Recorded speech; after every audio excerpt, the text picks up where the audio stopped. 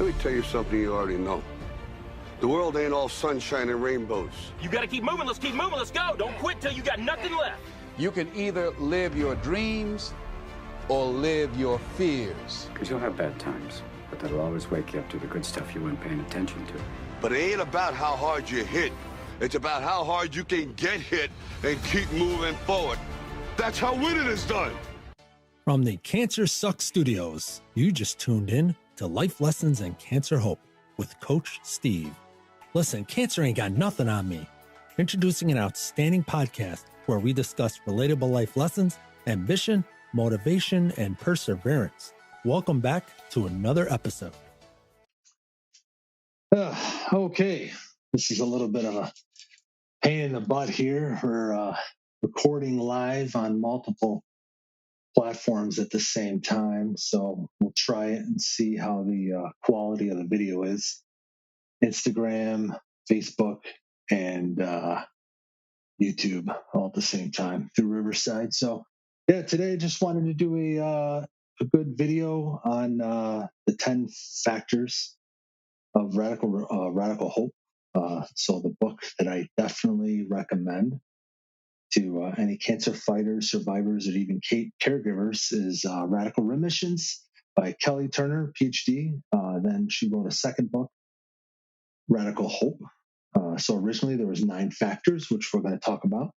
And then she added a 10th one, exercise, in her second book. Amazing. And there's also some other book reads that I've been doing that I definitely suggest with you guys.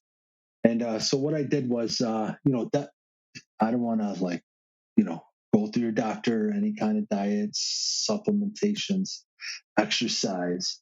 Don't listen to me. Ask your doctor. So this is just advice, entertainment purposes. I don't want to be responsible for anything. So definitely consult with your physician before you make any changes in your care. But definitely recommend you read the books, Radical Hope and Radical Remissions, and outline the 10 factors. Try to either journal or put it up on a board. And what I did was I just basically did it this is not in order of what everybody should be doing. This is mainly of my order of prioritizing on what I need to change in my life. And then it goes all the way down to what I don't need to, or things that kind of come a little bit easier for me, automatic, at the bottom. So we're just going to go in order of my list. But obviously, when you go through your list, you can either journal or put it up on a board. And you don't have to follow all 10 factors. I've been trying to. It's like if you're playing a game or playing whatever it is. Not this is a game, but like bonus points, right? Why wouldn't you take advantage of any bonus points or anything that you can do in your life to fight cancer, not just traditional medicine and chemo. And so this is in conjunction of that. And but before we dive into this, I definitely want to say that what I see in a lot of beginners, novices, newly diagnosed cancer fighters is that they kind of listen to their doctor, which is good. You need to listen, but you also need to get a second opinion. That is just so crucial. Whether you're going through a big cancer clinic city, you live in a big city, and you're going through a renowned cancer facility, or live in a smaller city, bigger hospital, smaller hospital. You got to get a second opinion, and not just a second opinion, second, third, fourth. I can't even tell you how many opinions I ended up getting, and not just the primary oncologists, the medical oncologists, but any kind of radiation oncologists. You're talking radiologists, surgeons. Definitely get second, third, fourth, fifth opinion, and whatever you can on that. And it's like, why wouldn't you?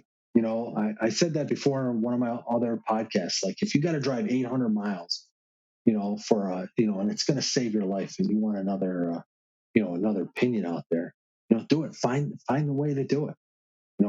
Find the way to get an edge on this, so you can heal yourself.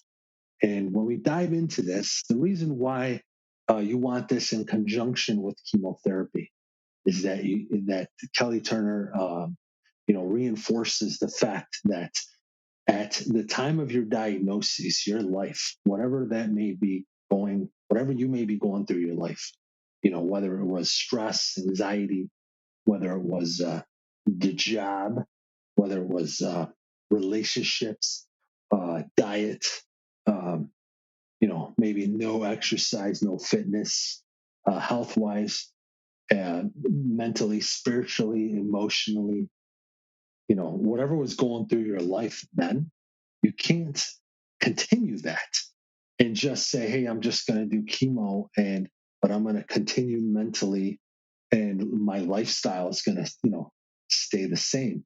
What happens is if you end up beating the cancer can come back because you haven't changed any of the conditions that were there at the time of diagnosis.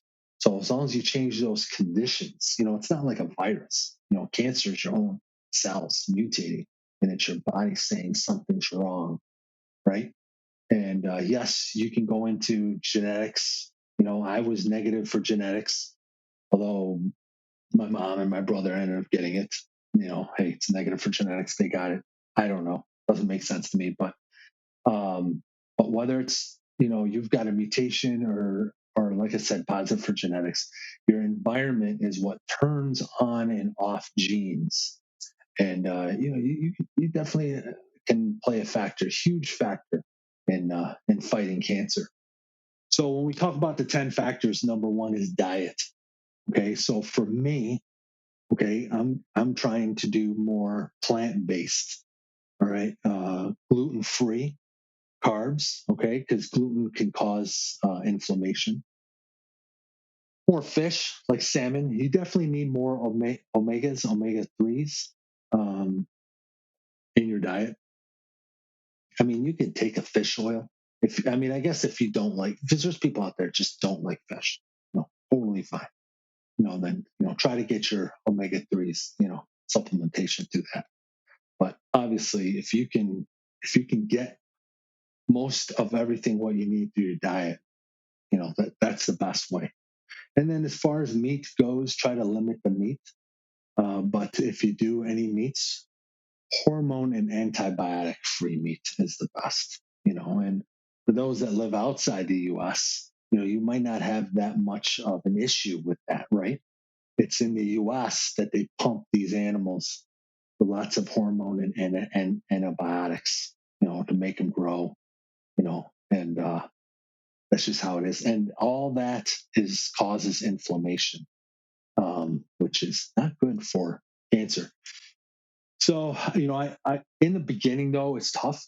You're like, I can't really change my diet right now because it's so tough going through the chemo and dealing with all the side effects and everything like that. That's that's fine, and maybe you're losing weight, right?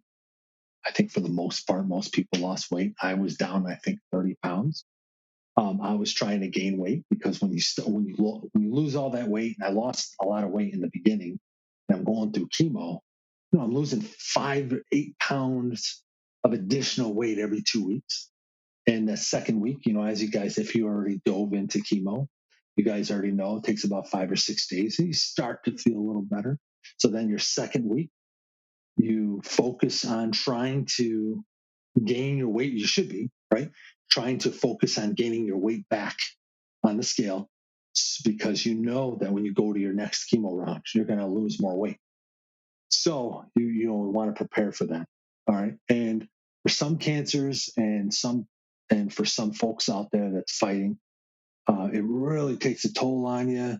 It can lose a lot more weight loss than me. And that's the case, if you're so catabolic like that, you got to get the calories in. And at that point, just get it in. Like in the beginning, I was losing weight fast and I was just getting mac and cheese. I try not to do dairy now. But in the beginning, trying to get everything I can to make that weight. But once your body adapts to chemo, so hang in there with all these side effects. I've done over 20 rounds. And, and then your body adapts too. and your body adapts to, okay, I'm not so catabolic anymore. I'm becoming a little more anabolic, which means that now I got to really watch what I eat because now I've gained some weight. So, that's why it's number one on the list for me, because now I can get to the point of my life in this cancer journey where I can focus on diet and try to get the sugars out and lower glycemic index foods, which is like sweet potatoes, oatmeal, brown rice, and obviously, gluten free helps a ton, you know. Number two, herbs and supplements. In the beginning, again, you're just trying to take your anti-nausea meds, and you're trying to battle between, diarrhea and constipation. No matter what cancer you're going through, all these chemos is just awful, right? And not only that, but with any prescription drugs that they're prescribing for you, you're on pain medicine, dealing with all that. So, as far as herbs and supplements goes, once you get to a point where you want to try certain stuff, consult with your oncologist. Some you have to ask. Most of you guys will have to ask, but at these cancer clinics, there should be a nutritionist. See, Kelly Turner preaches that a lot of these physicians, they don't. When you go to medical school to be a doctor, you take very little nutritional classes, if any. Maybe they took one nutritional class, right? But if you're at a good cancer clinic, or you have to advocate for yourself, ask for a nutritionist that is, well versed in oncology. In a lot of cancer clinics, they got it. Make an appointment, even if it's through telemed. And what they do is they actually have a database working with your physician and the cancer in the hospital and organization, and they can put in all these herbs and supplements that you want to take, and they say yay or nay. So don't listen to me. This is just stuff that I've been trying to focus on. There's a ton out there that helps you, believe me. And you're like, and it could be expensive. And I definitely would. I'm trying to stick with a core. Last thing I want to do is take in like 30 pills. A day. So I focus on turkey tail mushrooms, and Kelly Turner in her book talks about that. Definitely turkey tail mushrooms supplement. I definitely highly recommend that. Oil of oregano capsules, that helps with the immune system.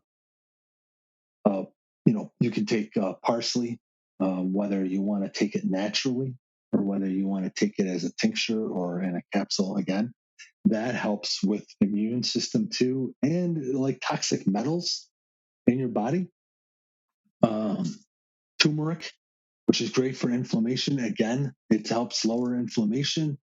Definitely want to do that. Milk thistle too, and it supports the liver and helps detox, things like that. Vitamin C, very important.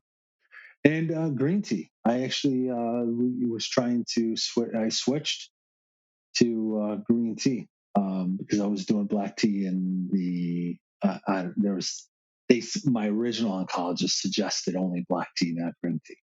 But then when I had my other opinions and the nutritionists and the into the database, they're like, yeah, no, green tea's fine. And green tea is better if you have any kind of indigestion, acid reflux, things like that, than black tea. And the green tea has that ECGC. I might have messed that up, but that's very important too for healing of the body. And I put fresh ginger in there. Now you can go get a ginger root and you can break that in your tea every single morning or ahead of time, put it in a little Ziploc bag and sprinkle it in your tea. What I do is my local supermarket has fresh herbs in a tube. And it's fresh herbs and it's 100%. You just look at the ingredients. You don't want to get something with fillers and all this crap in it, right? But no, this is just pure ginger in a tube. It lasts a little longer than fresh, than in a ginger root. And this is fresh; it's cold, and leave it in the refrigerator. And what I do is squeeze out a little fresh ginger and stick that in my tea. And sometimes I'll do honey. I kind of switch around a little bit. I'll do honey. Again, I'm trying to stay a little bit away from sugars. I'll do some sugar-free syrup. Now I know that has sucralose, and you guys are like, "Oh, that's not good for your body either." Well, yeah, there's a lot of things not good for your body. You have to do a diet and or supplements that's going to be sustainable. If I go too, and I'm not ready to cut out sucralose. Okay, I need that for flavoring right now. If I do too much, you get too strict in the beginning, you're going to like say, forget it, right? So it's got to be sustainable, change your habits, step by step. Because if not, like I said, you're just going to do something, you're just going to give up. All right, number 3, talking about releasing suppressed emotions. So whether there might have been stuff going on with you before you had cancer that's continuing to affect you now. If you're trying to work at the same job and now you got cancer and you were stressful at your job before you got diagnosed, oh man, God bless you, because that's going to be even a tougher fight. But definitely I suggest counseling, trying to release these suppressed emotions, trying to let go, which is very important. It's a lot of these we're going to dive into these future podcast videos, because I can be here all day talking about all this, especially when we get into spiritual connections and we talk about the laws of attraction, affirmations, vibrations, um, heavy baggage, things like that. That's all. We'll dive deep in the future videos. As far as releasing suppressed emotions, that's important. So for right now, I'm trying to focus on trying to do that. Trying to go through counseling, trying to handle that. Number 4 is increasing positive emotions. So increasing joy daily. Got to find joy daily. Okay. Comedies is good. They suggest, and in this book, Radical Hope and Radical Remissions, they talk about stories of people overcoming cancer, going into remission or no evidence of disease. And a lot of these are hormone related. So you're watching an action flick, thriller, a scary movie, anything like that, or a depressing movie, sad movie. That's terrible, right? You're watching like an action flick, and you're like, like the other day, I really wanted to watch. A huge Marvel fan, wanted to watch Black Widow, right? My wife and I started watching it. I know it's probably not a good idea, but whatever. I really wanted to watch it. A third of the way in, it was good. It was really good. A third of the way in, though, I'm like, this is not good for me. I could feel it inside. Even though I wanted to continue watching the movie, it was good, but it releases cortisol levels. Every time you watch something that's not funny, it's not a feel-good movie, right? You're on your seat of your pants. Your body's gonna release cortisol levels. Cortisol levels cause inflammation. Anything that causes inflammation is not good. You're trying to fight cancer. It's not even good, even if you don't have any adversities. But so they suggest comedies. They suggest laughter every day. Try to even read something or watch something quick, a clip. Makes you laugh before you go to bed. It releases all those serotonin levels and things like that. So smile. Gotta smile a lot. You smile, takes a lot of muscles in your face, and it just releases joy. And when we talk about future episodes too, when I say increasing joy daily and finding joy, it's not just in the external environment. You got to find joy within you. Okay, first. Once you find joy within you, then you can manifest and find joy outside into the environment. And we'll get into manifestation and all that. I think it's truly helpful on that. All right, so the next one's empowering yourself. Empowering yourself meaning positive affirmations. It's a mindset, right? Oh, and then I also got acupuncture on there. And I'm going to add Reiki, because I actually did Reiki yesterday for the first time. I think a few months ago I tried a different healer, shamanism. She did a little Reiki with it, but mainly shamanism. And the thing about healers is you have to I sound like a hippie right now. Okay. But you got to realize that the hippies were mostly right about energy.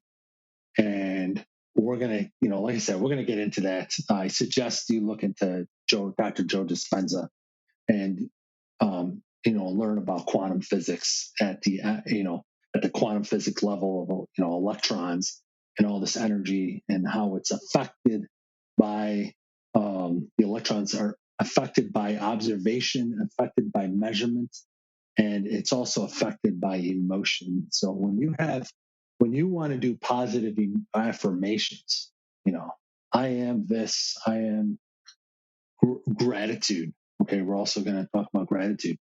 So grateful for the universe or grateful for this or that. It's not just saying it as a task or having these positive affirmations as, I am, I am, I am. It's which is good, but you need emotion behind it in order for it to work properly. Okay. Just saying the positive affirmations, just, it's not like, oh yeah, I want $1 million. And I've been saying that positive affirmation for a year. Where's that $1 million? First of all, you don't want to use I want. Okay. Because then that becomes selfishness and that becomes not a positive affirmation.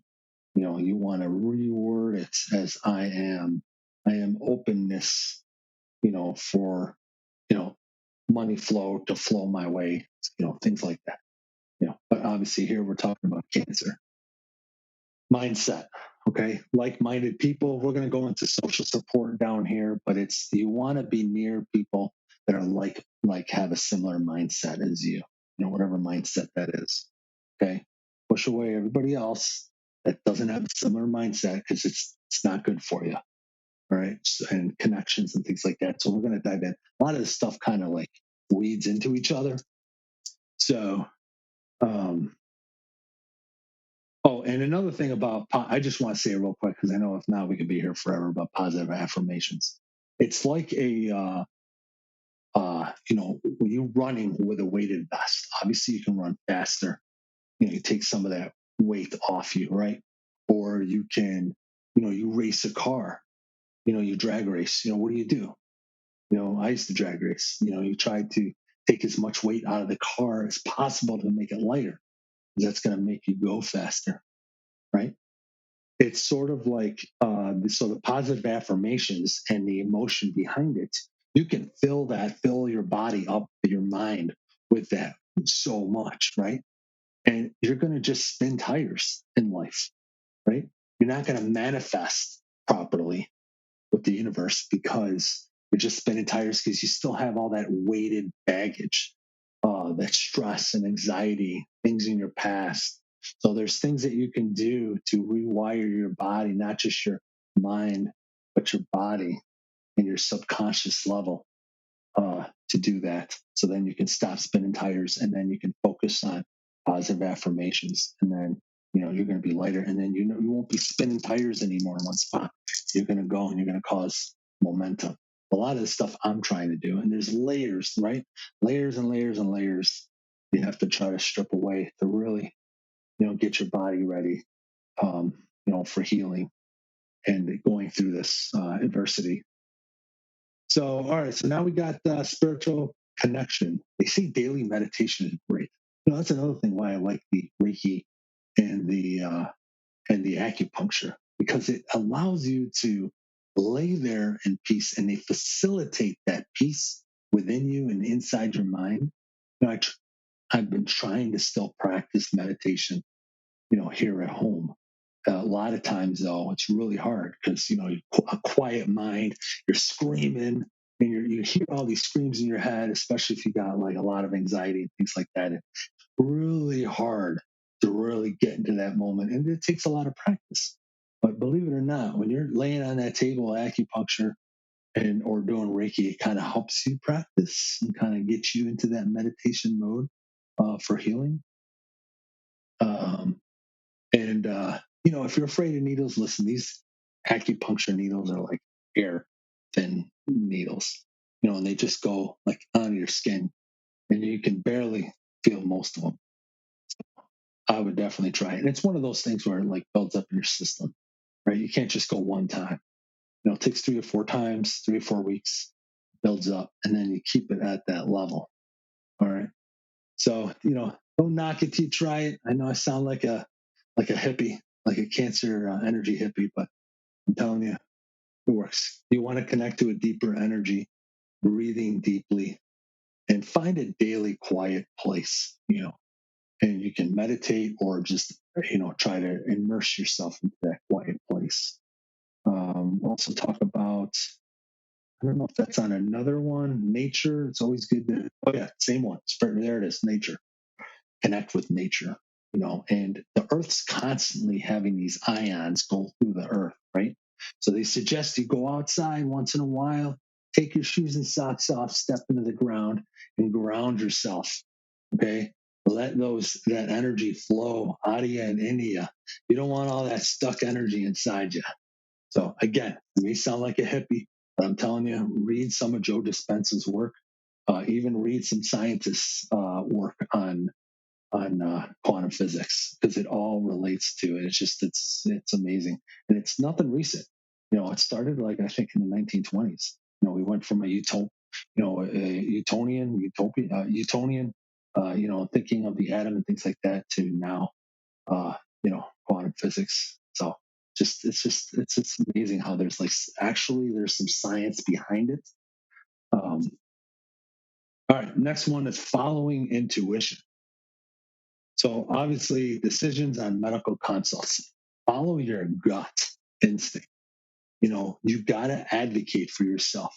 You're thinking, oh, he's a doctor, he knows what he's doing. I'm going to just do, whatever he says. And he's not going to advocate for you. You're going to advocate for you, you and your family. You got to do it. Multiple consults on decisions. Like I said, follow your gut instinct. You guys know where that came from, that gut instinct term? It's real. There's all this bacteria in your gut, right? And that's why it's important to take probiotics, because over the years, you're taking these antibiotics. And what happens when you take these oral antibiotics as kids and adults, it's screwing up with the microbiome in your stomach, right? And it just kills it off. So you definitely got to do probiotics. And speaking of that, I don't have that on the list up there, but on my list, but I do. I take probiotics every day. So I'm going to add that on there now that I remembered. But, definitely important. So anyway, all this bacteria has all these neurons firing, this and that. And so your gut is almost like a second brain. Okay, read this. I'm not just, being bro science, a little bit of bro science, but, definitely there's some science behind this. And your gut and all these neurons firing, things like that, sends messages to your brain. And that's where the term gut instinct came from. So, all right, next one, increasing social support. So friends and family, so important. Acceptance of help, so important. I've talked to many people where they're ashamed of getting cancer. They're ashamed of being sick. Ashamed of they're not used to it. Having a disability now, things like that, and they keep it private, and they don't talk about it, and they don't immerse themselves, maybe just within their family alone, their kids, husband or wife. But it is so important to just let yourself, just try to swallow your pride and just accept it, immerse it. It feels so good. There's so many people that want to help you that you don't even realize. And most of the time it's because they don't know how to help you. And so you have to, talk to them and maybe tell them, hey, yeah, you want to help? Okay. I need some things at the grocery store. Do you mind getting it for me? Or I got to go for, this appointment, things like that. Do you mind driving me to the appointment? And you don't have to don't feel like you're a burden. You're not a burden to your family and friends.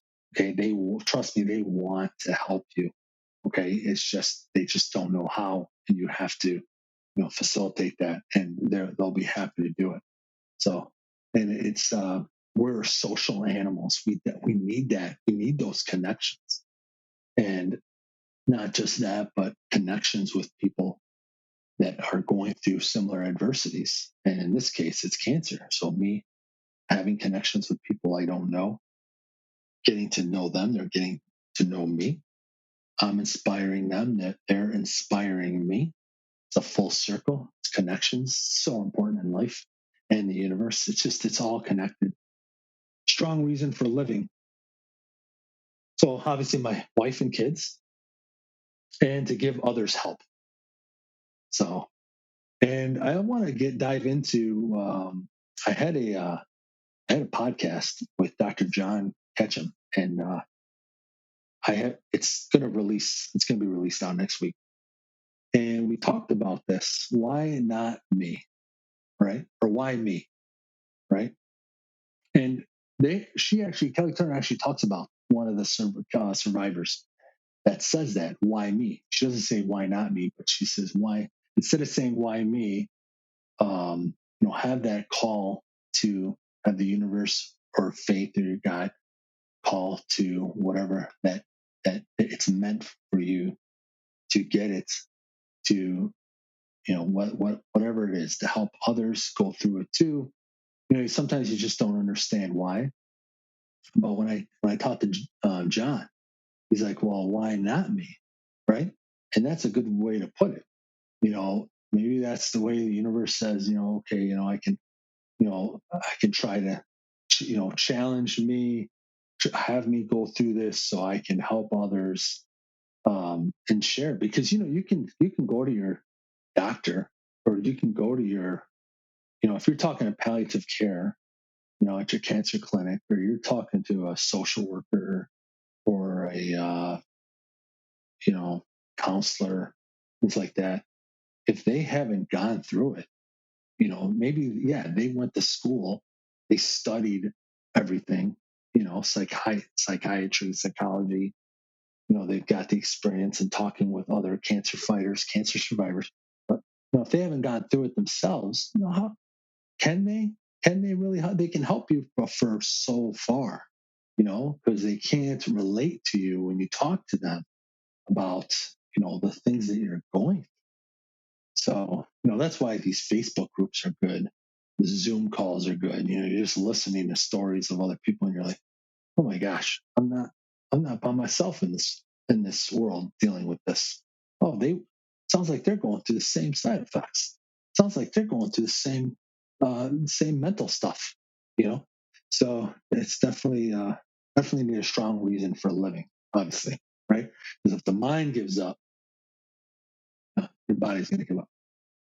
Number 10, she added exercise to her second book, Radical Hope, which is definitely a game changer. So I'm trying to focus on conditioning right now, and then hopefully go back to strength training soon.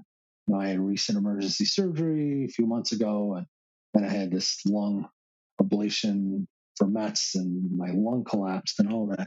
I've been trying to do a lot of walking, trying to get through all that, and then going back to exercise. So for those out there that have exercised prior to cancer and now is continuing and trying to exercise, what I suggest is take extra breaks between sets.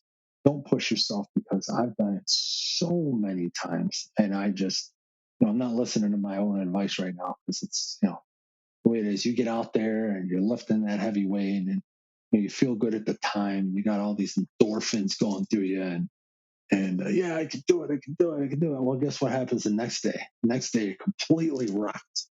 So, exercise is, you want to make sure that it's a lower percentage rate of whatever you're lifting. So, or your your general physical preparedness, 30, 40%. Keep that really down low. Your conditioning, you're used to going on a band bike all out. Oh no, cut that down to like 30, 40% of intensity. Definitely want to drop that intensity down. For those that haven't exercised before or done very little, right? You're like, oh, I can't even imagine going to a gym or working out because I can't even, get out of bed. I get that. There's been plenty of times where I get in the shower and I got to go lay down for 2 hours after my shower because I'm so rotten. But exercise, start with walking. A lot of times you don't even need like a watch to track or anything, or a band, these fancy bands that kind of track steps and things like that. Your phone itself tracks steps. So, maybe start with that and start with low number of steps, a couple thousand steps a day, build up every day. Maybe you're going to do an extra 100 steps, 200 steps, just depends on what you're going through, or visually outside. I talked about that in the other podcast, where you're walking down. Maybe this time today, you're going to walk down to the other mailbox, or you see a light post or stop sign. You're like, okay, today I'm going to go to that stop sign, and then I'll turn around. So that's important. Start low, and then if you do want to get into strength training, which I definitely recommend, light. There's bands, body weight, things like that. Nothing crazy. If you haven't used to exercising before and you want to start working out more strength training, you definitely just want to start off with some functional training. So mobility stuff, squats without weights, basically like chair squats are great, right? Getting in and out of a chair properly without having to push yourself off, getting into that ideal position. And like I said, bands, things like that. That's great. So, all right, we're definitely going to get into other stuff in future videos. I'm just going to look back at my notes here and see. And then we're going to put this out. Obviously, this is recorded on YouTube, Facebook, Instagram, but we're going to take the audio from this and I'm going to put it on the Google Podcasts, on Spotify, Amazon. So, all right, I just want to end. So Radical Remissions, she talks about the wake up call, not to die, but to meet the call. Okay, I think that's pretty powerful. All right, and then we talked about being, spiritual hippie and things like that. But when I mean spiritual energy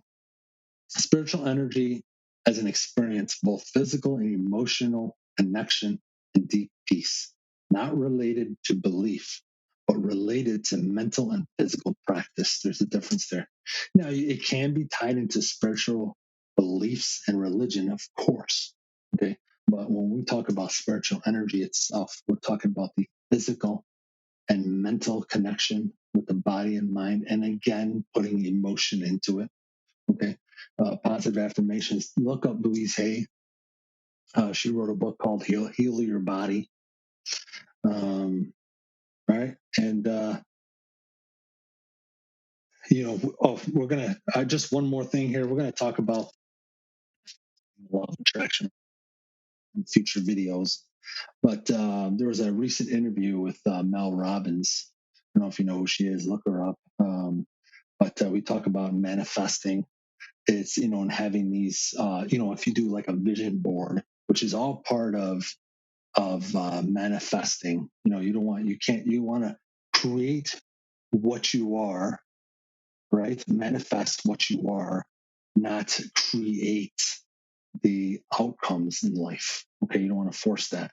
So if you start with the inside, you manifest what you are and what, like I am, like a lot of these affirmations are like I am, it will be the universe and these things that you want to manifest will automatically come to you rather than you just trying to create physically, because everything starts internally. But sometimes people have too many goals, not too many. Well, yeah, too many goals, but too many steep goals. You want to balance, and it's about getting to it. It's about the process of getting to it, which is more important than the end result, right? So it's like she looks at it as like a bridge, not what's on the other side of the bridge, your goal, but that bridge and the intentions of going through that. So again, I'm going to leave you with when your mind changes, your brain changes. When your brain changes, your mind changes. That's from Joe Dispenza. Great, great, great stuff. So All right, guys, we're going to end the live call here, and we'll see you guys on the flip side.